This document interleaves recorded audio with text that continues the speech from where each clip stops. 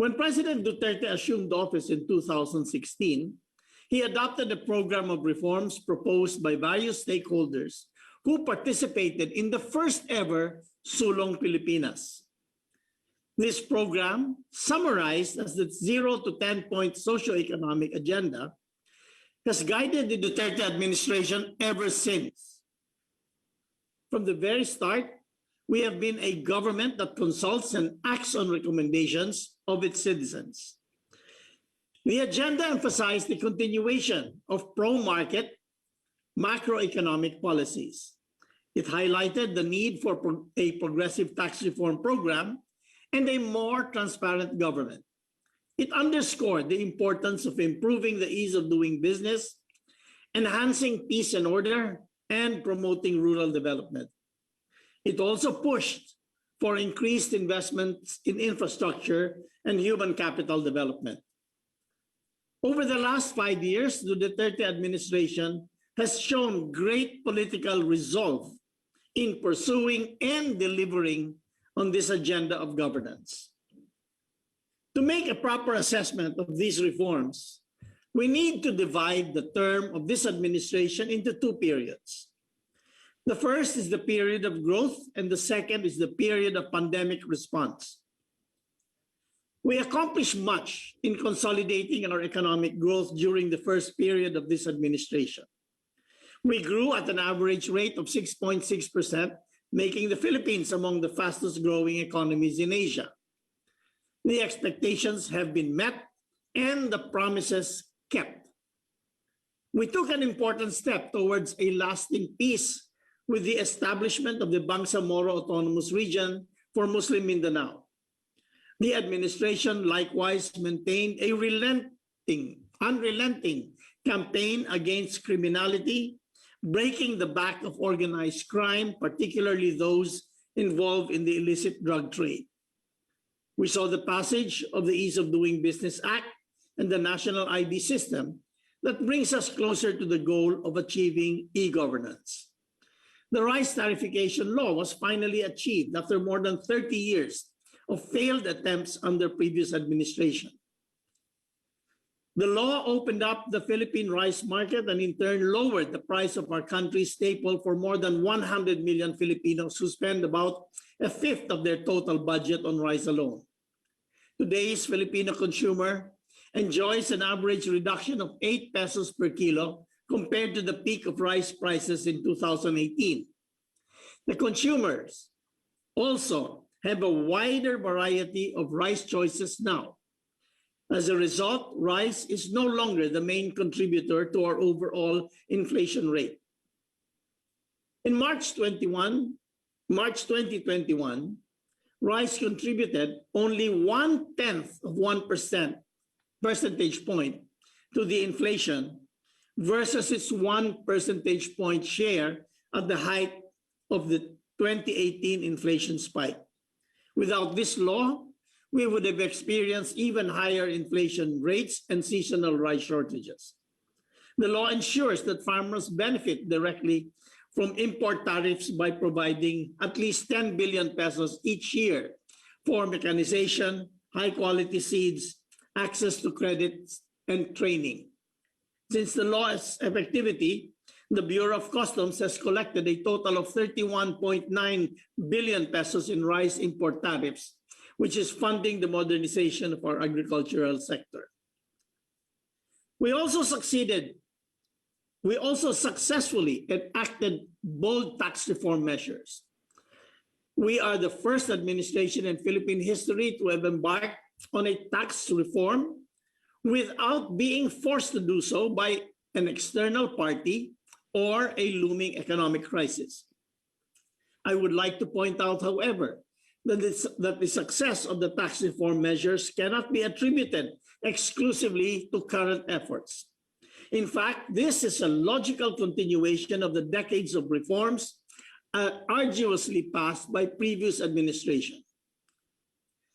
The Train Law, or the Tax Reform for Acceleration and Inclusion, is a significant achievement of this administration. It provided a robust and recurrent revenue flow that expanded social services and supported our massive economic investments in modern infrastructure. Train reduced personal income taxes for 99% of our taxpayers, giving them much needed relief after 20 years of non-adjustment. Through Train, we have basically given out a 14-month pay every year to our wage earners.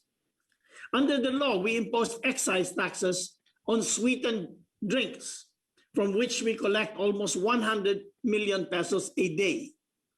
Train likewise mandated the implementation of our first ever nationwide fuel marking program to curb oil smuggling.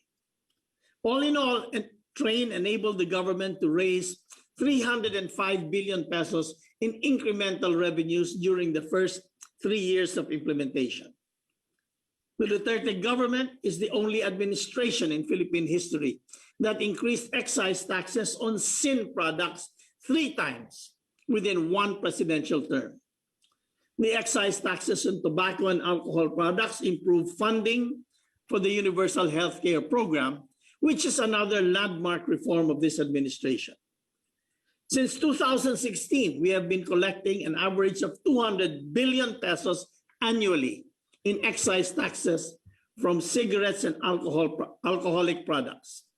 This is more than double the average annual collection of the past administration. On top of this, the Duterte administration also cleaned up the domestic cigarette business. We penalized a domestic cigarette manufacturer for tax evasion in 2017. This resulted in the biggest tax settlement in Philippine history, amounting to 30 billion pesos. The shareholders of those companies are out of the cigarette business. Since then, our collection on cigarette excise taxes increased by an average of 2.5 billion pesos per month. In addition to modernizing our tax policies, the Duterte administration aggressively pushed for the full digitalization of the Bureau of Internal Revenue and the Bureau of Customs. This effort enhanced the collection efficiency of these agencies.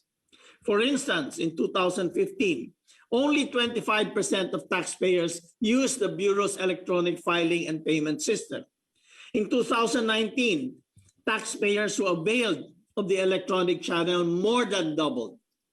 Our policy of instilling fiscal discipline among our GOCCs, or government-owned or controlled corporations, allowed us to collect an average of 57 billion pesos annually from these firms since we took office.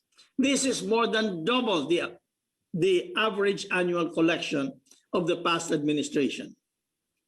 Through bold tax reforms and better tax administration, we were able to raise our revenue effort to 16.1% of GDP in 2019 from 15.1% in 2015. This was our best performance in more than 2 decades. In 2019, our debt to GDP ratio was at a historic low of 39.6% from 42.7% in 2015. We had won the highest credit ratings ever. As a result, we were able to bring down our borrowing costs and raise bond issuances with very tight spreads in the international markets. The ratio of our debt interest payments to revenue significantly declined to only 11.5% in 2019 from 14.7% in 2015. Likewise, the ratio of interest payments to expenditure dropped to 9.5% in 2019 from 13.9% before we assumed office. This means that more of our fiscal resources are being funneled towards meaningful and productive spending rather than debt servicing. This also indicates that our additional debt is being beneficial to our development agenda rather than being a burden to growth. A perfect example of our productive spending is the Build, Build, Build program. This is the President's main strategy to help lift Filipinos out of poverty. The Philippines underinvested in infrastructure for far too long. The previous 4 administrations spent only about 2% of GDP on infrastructure investments. This anemic performance led to problems in congestion and inefficiency in our ports, airports, bridges, and roads. With priorities rebalanced under President Duterte's watch, infrastructure spending dramatically rose to an average of 5% of GDP. Our fiscal discipline likewise encouraged our development partners to support our infrastructure program through concessional loans and grants. Since we took office, we sealed 22 highly concessional loan agreements for our flagship infrastructure projects. This includes the country's most ambitious infrastructure undertaking, the Metro Manila Subway Project. Apart from infrastructure, the Duterte administration also invested heavily in social services to boost human capital development. We provided healthcare coverage, housing, unconditional cash transfers, and free education at state and colleges and universities. With these game-changing reforms, we entered 2020 with the prospects of becoming an upper middle-income country. We achieved the remarkable feat of bringing down the poverty rate to just 16.7% in 2018 from 23.5% in 2015. In just 4 years, 6 million Filipinos were lifted out of poverty. The unemployment rate also dropped to a low of 4.5% by the end of 2019 from 6.3% in 2015. Clearly, we had realized better economic and social outcomes for the Filipino people. And then COVID-19 came. And this once-in-a-century pandemic disrupted everything. Although the global health crisis was both unexpected and unfamiliar, the Duterte administration moved quickly to protect Filipino lives. For nearly the whole of 2020, the government had to impose strict restrictions on movement to keep our people safe from the virus while building up our health system capacity. We were fully aware, however, that this would impose heavy costs on the government, on the economy, and on our people. Nonetheless, the game-changing reforms we had institutionalized over the last 5 years cemented our overall macroeconomic stability and allowed us to respond decisively to this health crisis. We owe this in large part to our legislators who passed our reform measures on time. The Philippines' direct response to the crisis so far amounted to 2.76 trillion pesos, equivalent to 15.4% of our GDP. Our first priority was to mitigate widespread hunger among the population when we had to lock down the economy. The administration worked closely with Congress to pass stimulus measures that allowed us to respond to the pandemic quickly and effectively, but within our means. Bayanihan 1 enabled us to respond responsibly, support our vulnerable sectors. So the Social Amelioration Program assisted 18 million families, and the Small Business Wage Subsidy Program kept more than 3 million Filipino workers afloat. These emergency subsidies amounted to about 250 billion pesos, the largest social protection program in Philippine history. We also expanded medical resources to fight COVID-19 and ensure the safety of our frontliners. Fiscal and monetary actions were undertaken to keep the economy afloat and support recovery initiatives. After ensuring primary safety nets in the emergency stage, Bayanihan 2 was introduced. Through this measure, we were able to strengthen the health sector, provide cash for work programs, and assist affected sectors. Instead of throwing money at the crisis, the government adopted the more prudent strategy of expanding lending to pandemic-hit enterprises. Our main government banks were infused with capital for them to lend more money to the productive sectors of the economy. Funding the social protection and economic stimulus measures was a challenge. Fortunately, we have ample borrowing capacity to absorb the large financial shock. Our historic low debt ratio allowed a temporary but controlled expansion of our deficit to GDP ratio to 7.6% last year. We had set out a clear strategy for financing our deficit. We prioritized domestic borrowings, followed by official development assistance and the international capital markets at the end.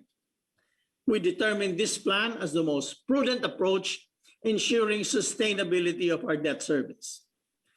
Because of all the unplanned spending for COVID-19 response and the drop in revenues due to our lockdowns, our debt to GDP ratio rose to 54.5% today. Nonetheless, this 15 percentage point increase in our debt level keeps us well within the prescribed bounds of fiscal viability and the experience of our rating peers. The fact that the Philippines was able to maintain its historic high credit ratings throughout the crisis is another notable achievement of this administration. Even with the ongoing pandemic, we managed to stick to our socio-economic agenda. We finally passed CREATE, or the Corporate Recovery and Tax Incentives for Enterprises Act, which makes our comprehensive tax reform program nearly complete. CREATE is the largest fiscal stimulus for businesses in our recent history. It is estimated to provide private enterprises more than 1 trillion pesos worth of tax relief over the next 10 years. MSMEs will be the biggest beneficiaries of CREATE through the grant of the largest ever corporate income tax rate reduction in the country, from 30% to 20%. The law introduces an enhanced incentives package that is performance-based, time-bound, targeted, and transparent. Apart from CREATE, President Duterte also enacted FIST, or the Financial Institutions Strategic Transfer Act. This allows banks to efficiently offload their bad loans and non-performing assets. This bill is an improved version of the SPV, or Special Purpose Vehicle Law, in 2003. The big difference is that FIST was enacted within the first year of the pandemic, while the SPV was signed into law 5 long years after the Asian financial crisis struck in 1997. Amid the extraordinary challenge we continue to face, we will not waver in our commitment to ensure that our macroeconomic fundamentals remain strong. We want to make sure that we can face the future with a deep war chest. We will continue to demonstrate our firm resolve of maintaining fiscal prudence while revitalizing the economy. We believe that our economic recovery should be patterned after the growth policies our administration put forward from the beginning of our term. Hence, we are maintaining the pace of our Build, Build, Build program. Even with the ongoing crisis, we have kept our budget for infrastructure investments, and it is programmed to increase to more than 5% of our GDP until the end of this administration's term. With this high multiplier effect, we are expecting the Build, Build, Build program to be the main driver of rebuilding the domestic economy. Despite supply challenges worldwide, we are fully rolling out our vaccination program. This will allow us to safely reopen more of our economy and restore jobs and incomes of our people. The target is to inoculate at least 70 million Filipinos, or 100% of our adult population, within the year. We have arranged for the delivery of more than 140 million doses of COVID-19 vaccines for this year. About 15% will be delivered in the first half of this year and 85% in the second half. More of the financing needed for the vaccination program was sourced through loans from the World Bank, the Asian Development Bank, and the Asian Infrastructure Investment Bank. We chose this financing strategy because we want to assure the public of 2 things. First, that the vaccines we are buying are internationally accepted and have passed the stringent criteria for safety and effectiveness.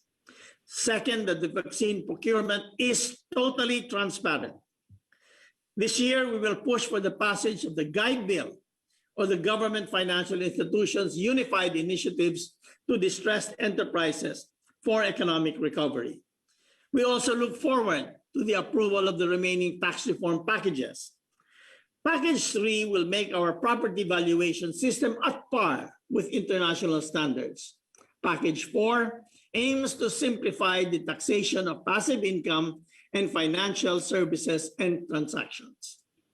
To fully liberalize the Philippine economy, we will continue to push for the amendments to the Foreign Investments Act, the Public Service Act, and the Retail Trade Liberalization Act. The Philippines has certified these 3 bills as urgent. The move will help us speed up approval of these measures within the President's term. We will also continue the ongoing digital reforms in our revenue agencies to ensure that they match the efficiencies of the best comparable institutions worldwide. To raise more funds for economic recovery, we are proposing to increase the mandated dividend remittances of GOCCs to the National Treasury from the current 50% to at least 75% of their net earnings. The Duterte administration is also committed to continuously build a truly broad-based and inclusive financial system fit for the 21st century. We will push for the passage of a bill that will further deepen the domestic capital markets by building a sustainable corporate pension system. We are also supporting reforms to save the MUP, or military and uniformed personnel pension, by making it fiscally sustainable for the long term. Even with the pandemic ongoing, the Duterte administration acknowledges the urgency of putting forward stronger climate adaptation and mitigation measures. In the coming period, the government will be working intensely with the Congress and local governments to achieve its commitments to the Paris Agreement. On April 15, the Philippines submitted its first ambitious NDC, or Nationally Determined Contribution to the global effort to fight climate change. We target to reduce greenhouse gas emissions by 75% before 2030. This ambitious target was set to challenge both ourselves as well as the rest of the world. We have a unique opportunity in Mindanao to demonstrate our commitments. We are exploring the financing mechanism to enable the government to improve the generating capacity of the Agus Pulangi hydropower plant and acquire coal-fired power plants in the region to repurpose them as we increase capacity of renewable energy. This will shift most of our energy requirements in Mindanao to hydropower. Eventually, it will spur investments from companies seeking to expand their operations in areas powered by clean energy. We are also pushing for the passage of a bill that would ban single-use plastics. This will allow every Filipino to do his or her part on a daily basis in helping save the world's environment. We hope for Congress' timely passage of this important piece of legislation. We are fully determined to restore the vigor of the Philippine economy at the soonest possible time. Even with the unprecedented crisis, the Duterte administration will continue to work hard until the last minute of its term to undertake the remaining reforms we had set out to do in our 0 to 10-point socioeconomic agenda. Philippine economy, we will stay true to our promise of real change. We will make sure that the programs we have pursued will be irreversible and form the foundation of an inclusive, sustainable, and investment-driven economy for the Filipino people. Thank you.